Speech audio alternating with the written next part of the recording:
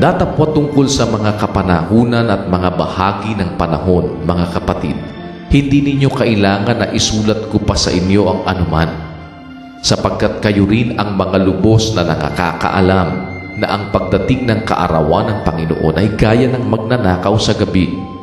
Pagka sinasabi ng mga tao, kapayapaan at katiwasayan, kung magkagayoy darating sa kanila ang biglang pagkawasak, na gaya ng pagdaramdam sa panganganak ng babaeng nagdadalang tao, at sila'y hindi mga katatanan sa anumang paraan. Ngunit kayo, mga kapatid, ay wala sa kadiliman, upang sa araw na yaon ay masubukan kayong gaya ng magnanakaw. Sapagkat kayong lahat ay pawang mga anak ng kaliwanagan at mga anak ng araw. Tayo'y hindi ng gabi, ni ng kadiliman man. Huwag nga tayong mga tulog gaya ng mga iba, kundi tayo'y mga puyat at mga pigil, sapagkat ang nangatutulog ay nangatutulog sa gabi, at ang nangaglalasing ay nangaglalasing sa gabi.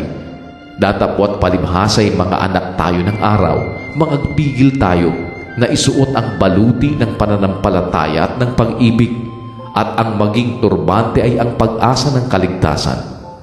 Sapagkat tayo'y hindi itinalaga ng Diyos sa galit, kundi sa pagtatamo ng pagkaligtas sa pamamagitan ng ating Panginoong Hesukristo, na namatay dahil sa atin upang tayo, sa gising o tulog man, ay mga buhay tayong kasama niya. Dahil dito kayo'y mga pangaralan at magpatibayan sa isa't isa sa inyo, gaya ng inyong ginagawa. Datapwat ipinamamanhik namin sa inyo, mga kapatid, na inyong kilalanin ang nangagpapagal sa inyo at nangamumuno sa inyo sa Panginoon at nangagpapaalaala sa inyo, at inyong lubos na pakamahalin sila sa pag-ibig.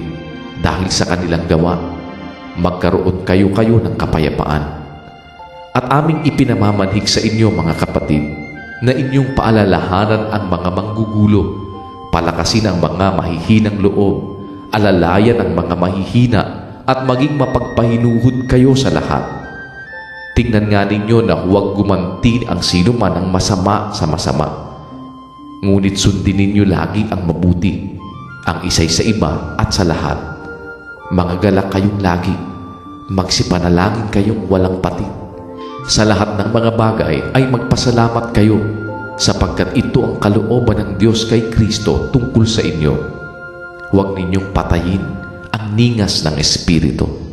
Huwag ninyong hamakin ang mga panghuhula. Subukin ninyo ang lahat ng mga bagay. Ingatan ninyo ang mabuti. Layuan ninyo ang bawat anyo ng masama. At pakaba na din kayong lubos ng Diyos din ng kapayapaan, at ang inyong espiritu at kaluluwa at katawan ay ingatang buo na walang kapintasan sa pagparito ng ating Panginoong Hesukristo.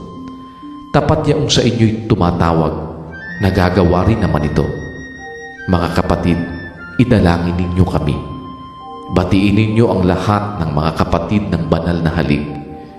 Idinadaing ko sa inyo alang-alang sa Panginoon na basahin sa lahat ng mga kapatid ang sulat na ito. Ang biyaya ng ating Panginoong Hesukristo ay sumainyo nawa.